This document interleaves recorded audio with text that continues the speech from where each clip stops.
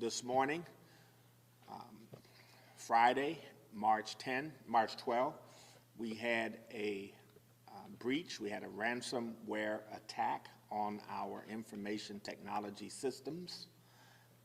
That is the way we run our school system. So quite a bit of how we do our business has been impacted.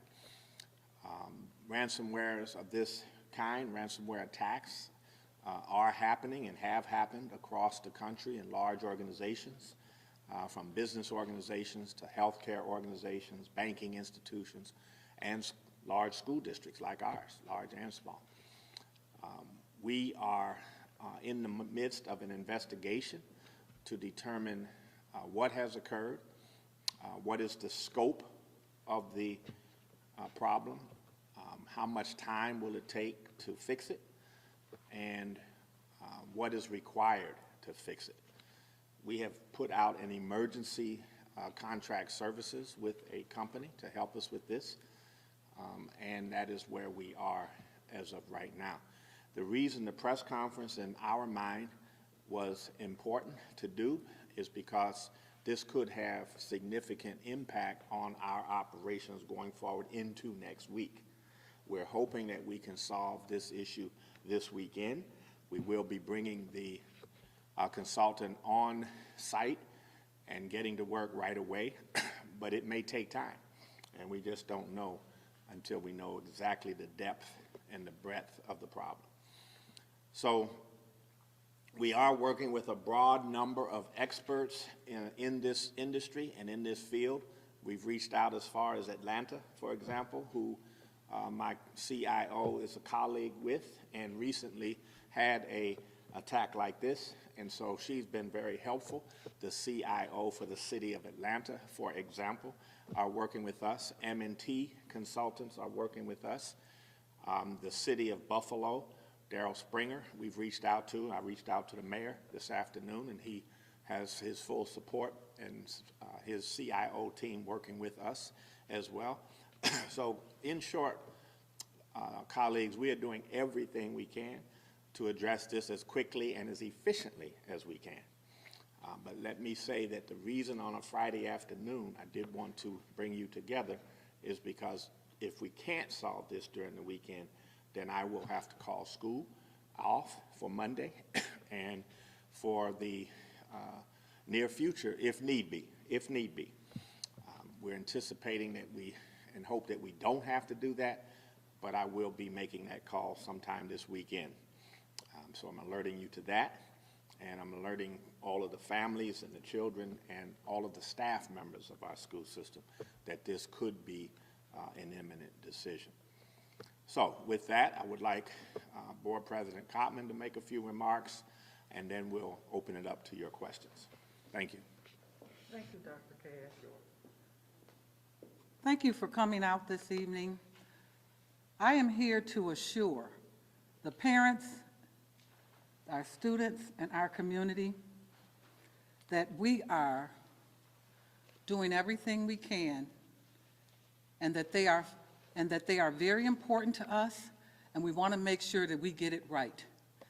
It is unfortunate that we find ourselves in this place and time where our school district has been attacked by criminals and that we are subject to their demands.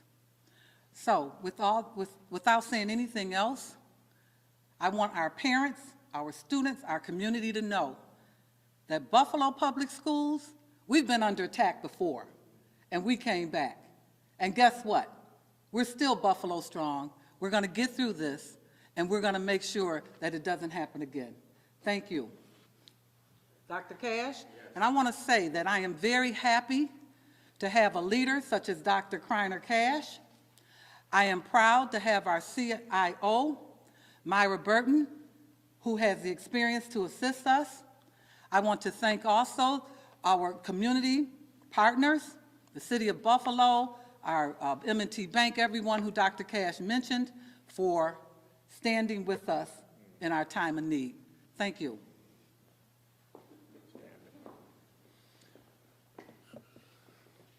So, colleagues, if there's any questions, specific questions that you have, those are our main remarks, and we can answer questions that we can answer. Anyone? Dr. Cash, I know you're getting ready to, start more children next Monday as well for in-person learning. Would that be affected as well? Yes, it could be. It could be. This is such a tough time to have something like this. We have our second phase of our children are coming back on Monday. Everyone's excited, the families, the children, certainly all the staff are ready to welcome our phase 2 youngsters. And then we have a very important urban forum next week that is going to feature one of the nation's leading scholars in our culturally and linguistically responsive curriculum. Nicole Hannah-Jones will be with us on Tuesday.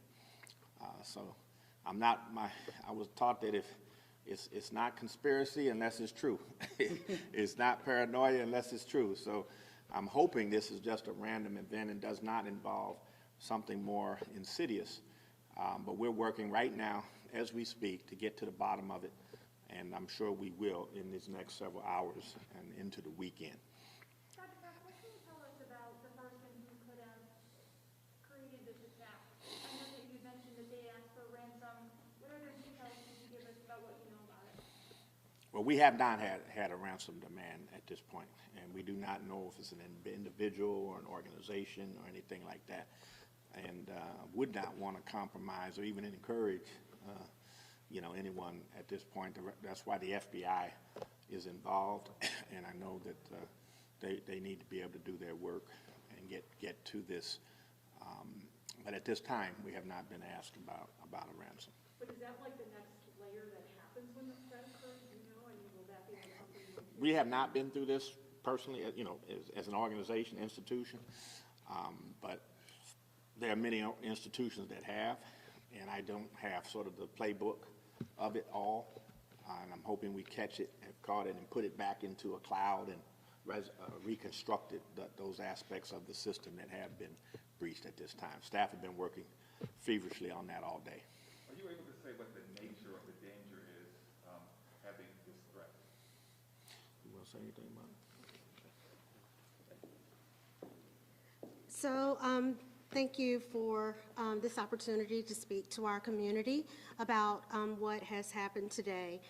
With regard to this particular ransomware attack, it encrypted our data files. So it has handicapped us in terms of being able to access our systems.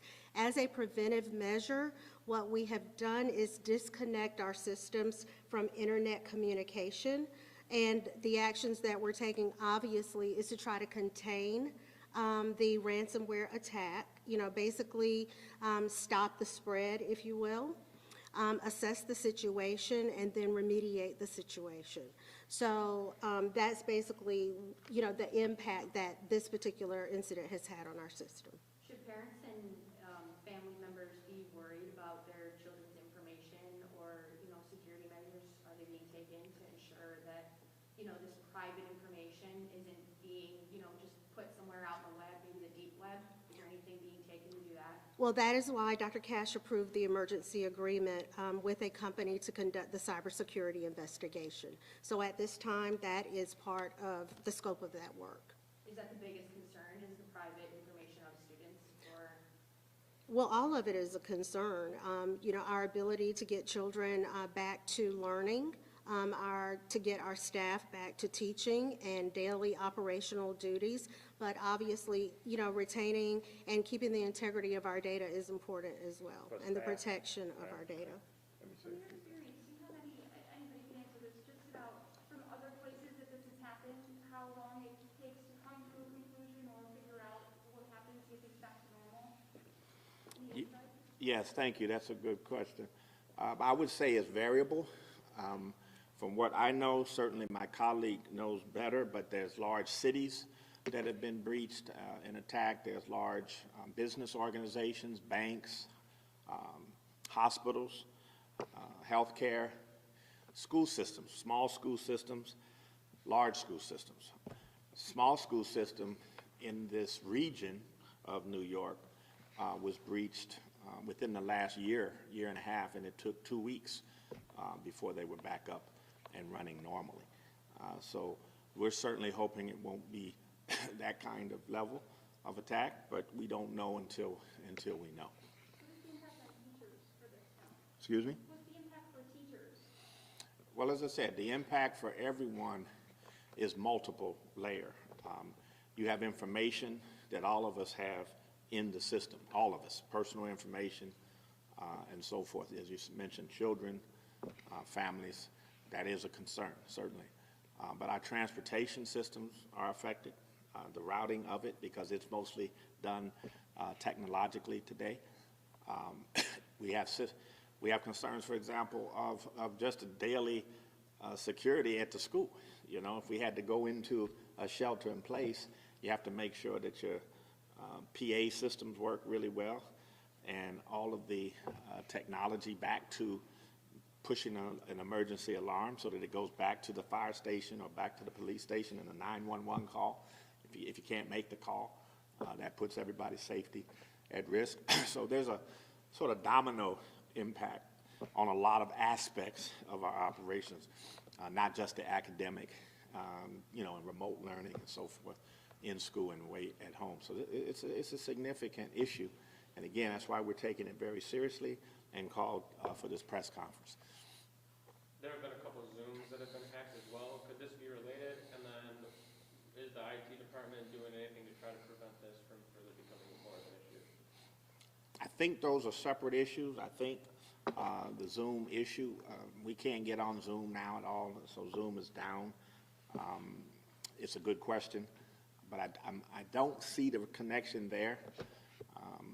But I'm hoping it's one of those just random, somebody phishing, and then if you accidentally hit, and then it opens up to our systems being exposed. So again, that's on the smaller end of the scale, all the way to a big, large organizational, multi-pronged, international kind of a thing. So as I said, this is serious. It's going on a lot, and as board president said, this is a major criminal action, and we're going to pursue that as stringently as we possibly can to the full extent of the law.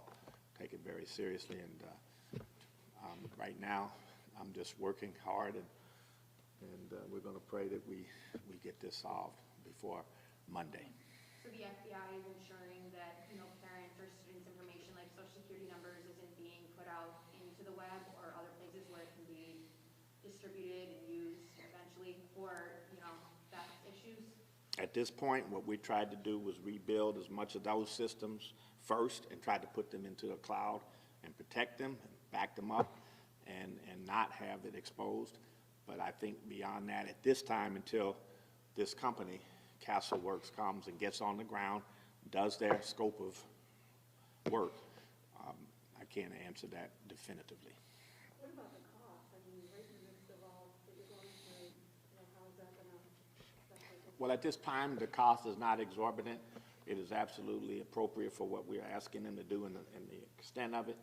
It's a $40,000 contract that I signed today on an emergency basis, and the scope of work is fairly extensive and is in line with what you do when you come in and try to take step-by-step procedures to address this and solve it. Would it make sense to be insured for something like this? Would it make sense to be insured for something like this? You've had experience with that before. Well, cybersecurity insurance, you know, it could be potentially helpful, but certain insurance companies have certain expectations that dictate the level of the premium that you will get.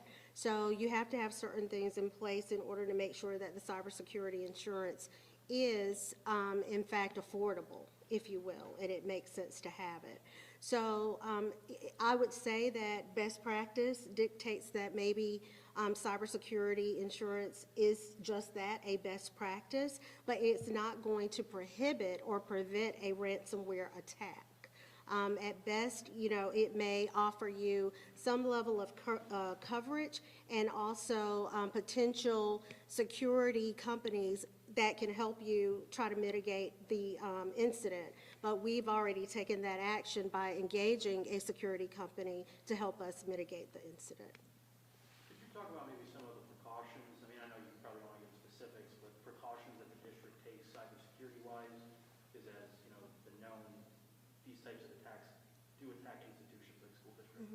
So we have been embarking upon a full-blown cybersecurity initiative. We got some best practices from CISA, which is a best practice security organization at the federal level, and we have been actively working through that. We also purchased what is a denial of service intervener with our internet service provider, and that has been, worth the purchase in terms of blocking any denial of service attacks. One of the things that is important in terms of protecting any organization against cybersecurity attacks is cybersecurity awareness for the end users. There's often phishing scams and other things that are bait, if you will, for end users that creates a tunnel or an opening into the district's network. We've also invested in that with a system that offers cybersecurity awareness training, phishing scam tests, if you will, and we've been actively doing that. But to protect an organization to 100%, there's never any guarantee, because every day these types of incidents become more and more sophisticated. So we have been actively working towards cybersecurity attack prevention, but unfortunately we have experienced this today.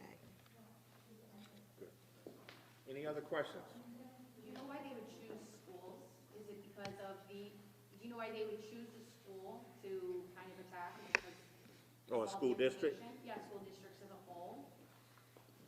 I don't want to get inside the mind of a criminal. Okay. I guess just one last thought for any parent with a child in the school system, reassurance as to what this exactly means to their kid, means to their kid's information, any kind of word for parents hearing this news tonight? Yeah, I mean, you want to say it again? Sure.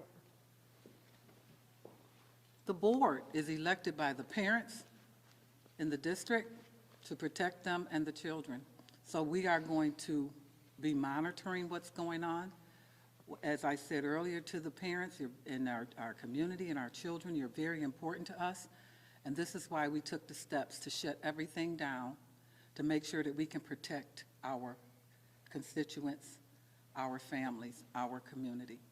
And so the only word that I can give them is that we are working diligently with all sorts of people, young people, to get this fixed as quickly as possible. Rest assured of that. Thank you. Thank you very much for coming this evening. It's been a pleasure having you.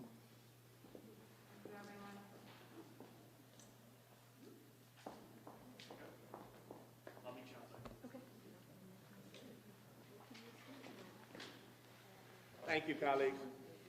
Thank you, Dr. Cash. Thank you.